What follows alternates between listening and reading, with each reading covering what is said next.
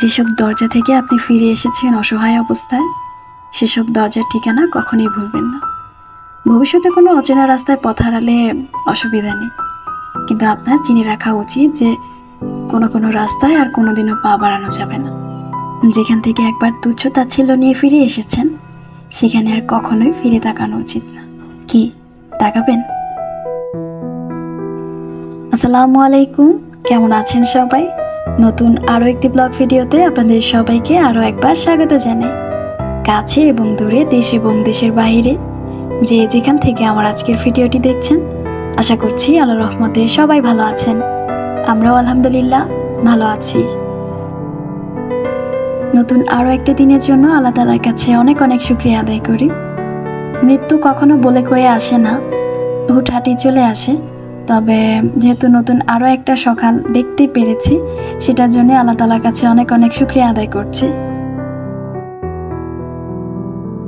আমার ছোট্ট মহারানীকে আশা করি আপনারা সবাই এতক্ষণে দেখে ফেলেছেন। আসলে ভিডিও বানাতে গেলে এত ব্যাঘাত ঘটায় না, তারপর আসলে কিছু করার থাকে না, এটা সেটা দিয়ে ভিডিও বানাতে হয়। বিশেষ করে মোবাইলের প্রতি ওর বেশি আকর্ষণ। এত চেষ্টা করে মোবাইল দেব না তো দেবই না, তবে তারপরে আসলে এত পরিমাণে কান্নাকাটি করে যে আসলে তখন না দিয়ে আর পারাই যায় না। এই পাশে আমি আমার বেডরুমটাকে একটু গোছগাছ করে নিচ্ছি। আসলে বেডরুমের অবস্থা পুরাই খারাপ হয়ে আছে। আর এই যে সাইডটা দেখছেন, এই সাইডটা আসলে আমি কখনোই না ওভাবে আসলে গুছিয়ে রাখতে পারি না। আগে এরকম একটা সময় ছিল যে আরিয়ানের জন্য রাখতে পারতাম না। এখন আলহামদুলিল্লাহ আমার ছেলেটা বড় হয়েছে, সব কিছুই বুঝতে শিখেছে। তবে এখন হচ্ছে আবার আমার মেয়ে আমাকে জ্বালাচ্ছে, প্রচুর পরিমাণে জ্বালাতন করে। দেখা যায় যে কি এক জায়গায় জিনিস এক জায়গায় রাখলে সেটা খুঁজে পাচ্ছি না, হয়তো খাটের নিচে থাকে, আর নয়তো আমি যখনই বাইরে বের হই তখনই গিয়ে দেখি সেটা নিচে পড়ে আছে। এই অবস্থা আর কি।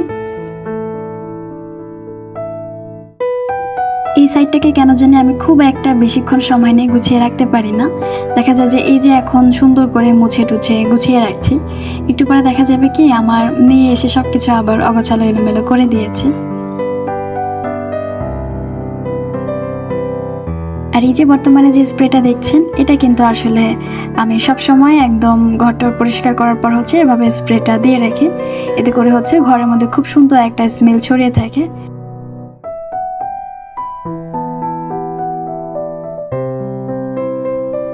আর এই যে বর্তমানে যে ওয়াল হ্যাঙ্গিংগুলো দেখছেন, এগুলো কিন্তু আমি নিজের হাতে বানিয়েছি।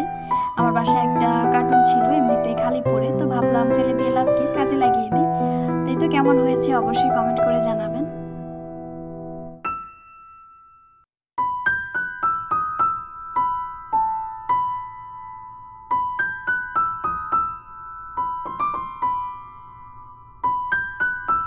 এই তো এই পাশে নিজের রুমটাকে একদম সুন্দর করে পরিপাটি করে গুছিয়ে নিয়েছি, মনের মাধুরী মিশিয়ে তারপরে কিন্তু রুমটাকে সাজিয়েছি। জানি না কেমন হয়েছে, তবে আমার কাছে কিন্তু যথেষ্ট ভালো লাগছে।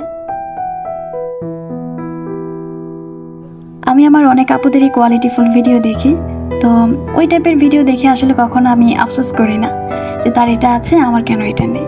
আমার যা আছে, যতটুকু আছে তা নিয়ে আমি সন্তুষ্ট, আর এটাই না আমার কাছে অনেক বেশি। যার যা আছে বা যতটুকুই আছে না কেন, ততটুকু নিয়ে কিন্তু প্রত্যেকটা মানুষের সন্তুষ্ট থাকা উচিত।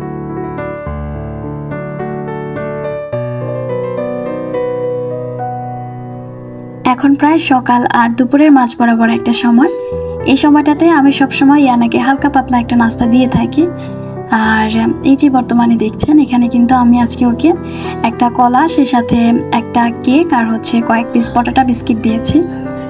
যদিও আমি জানি সে এখানের কিছুই খাবে না, তবে যেটা হয় কি, বাচ্চাদেরকে প্লেটটা একটু ভরে সুন্দর করে সাজিয়ে গুছিয়ে দিলে বাচ্চারা খেতে পছন্দ করে যে কোনো জিনিস।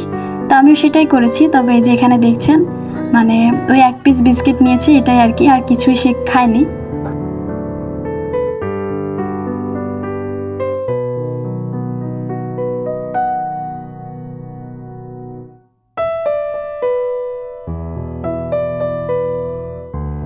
বৃষ্টি আসার আগ মুহূর্তটা কিন্তু সত্যি অসম্ভব লেভেলের সুন্দর হয়, তাই না?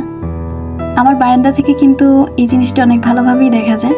প্রচুর পরিমাণে কাশফুল ফুটে আছে। আমি জানি সেটা ক্যামেরাতে তেমনভাবে দেখা যাচ্ছে না বা বোঝা যাচ্ছে না, তবে আমার বারান্দা থেকে কিন্তু দেখা যায় প্রচুর কাশফুল ফুটে আছে। এই জিনিসটা না আমার কাছে অনেক বেশি ভালো লাগে। আসলে ভাবতেই অবাক লাগে যে মানুষ টাকা খরচ করে আসলে কাশবনে যায়, আর আমি সেই জায়গায় আসলে বারান্দাতে বসে বসে তারপর হচ্ছে মানে কাশফুল দেখছি বা দেখতে পাচ্ছি। এটা কিন্তু আসলে ভাগ্যের একটা ব্যাপার স্যাপার বলতে পারেন, আমার কাছে অন্তত পক্ষে এটাই মনে হয়।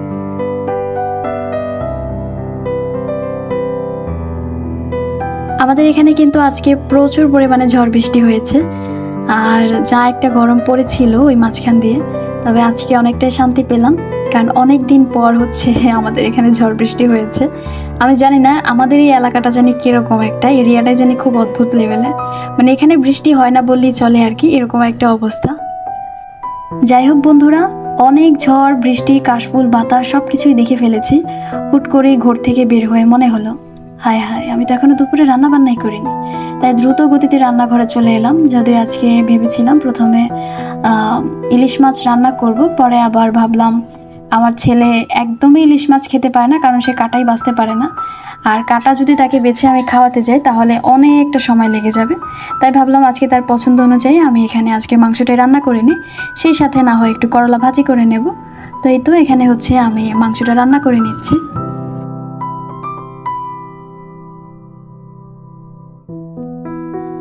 রান্না করতে করতে পুরনো একটা কথা আপনাদেরকে আবারও মনে করিয়ে দিচ্ছি। আমার আজকের ভিডিওটি যারা দেখতে দেখতে এই অবধি চলে এসেছেন, আশা করছি তারা একটা লাইক এতক্ষণে দিয়ে গিয়েছেন, আর যারা ভুলে গিয়েছেন এই তো তাদেরকে মনে করিয়ে দিলাম। আশা করি আপনারা একটা লাইক দিয়ে যাবেন। সেই সাথে আপনি যদি আমার চ্যানেলে নতুন হয়ে থাকেন তো চাইলে আমার চ্যানেলটাকে সাবস্ক্রাইব করে পাশে থাকা বেল আইকন বাটনটাকে বাজিয়ে অল অপশন সিলেক্ট করে দিতে পারেন।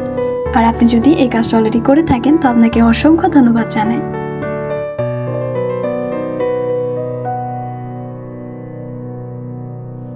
এই তো আমি কিন্তু পাশের চুলাতে মাংসটা বসিয়ে দিয়েছি, আর এপাশে হচ্ছে আমি এবার করলাটা ভাজি করে।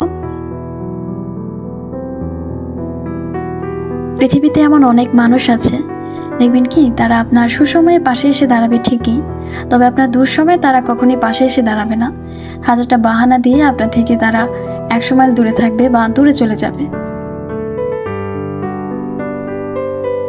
আসলে সত্যি কথা বলতে কি, আপনার কাছে যতক্ষণ টাকা আছে ঠিক ততক্ষণই কিন্তু আপনার পাশে মানুষ থাকবে। দেখবেন কি আপনার আপন মানুষগুলো ঠিক ততক্ষণই আপনার পাশে আছে যতক্ষণ অবধি আপনার কাছে টাকা আছে। তো টাকাটা যখন ফুরিয়ে যাবে তখন দেখবেন ওই ধীরে ধীরে না মানুষগুলো কেমন জানি ফুরিয়ে যাচ্ছে, তাদের আর মানে আপনি কোনো খোঁজ খবরই পাবেন না। তো যখন আবার দেখবেন আপনার কাছে টাকা হয়েছে তখন আবার দেখবেন তাদের দেখা হুট করে আবার পাবেন, টাকা শেষ আবার তাদেরকে পাবেন না। আসলে পৃথিবীতে এরকম স্বার্থপর অনেক মানুষ আছে যারা আসলে টাকার কাছে হেরে যায়। আপনার কাছে যতক্ষণ টাকা আছে ততক্ষণই তারা আপনার 3 বেলার খাবারের খোঁজ ঠিকই নিতে আসবে। আপনার টাকা শেষ দেখবেন আপনার 3 বেলা তো দূরের কথা, আপনার 1 বেলার খাবারের খোঁজও কেউ ঠিক মতো নিতে আসবে না। তো ওই সমস্ত জায়গা থেকে আসলে বলতে চাই এই সমস্ত মানুষ আসলে পাশে থাকার চাইতে না থাকাই ভালো। দুঃসময় কেন, এই সমস্ত মানুষ আসলে সুসময়ে থাকা উচিত না। এই তো এই পাশে কিন্তু রান্নাবান্না সবকিছু কমপ্লিট করে নিয়েছি, আর ভিডিওর একদম শেষ পর্যায়ে চলে এসেছি। আজকের মতো এখানেই বিদায় নিচ্ছি। সবাই সুস্থ থাকবেন, ভালো থাকবেন। আল্লাহ হাফিজ।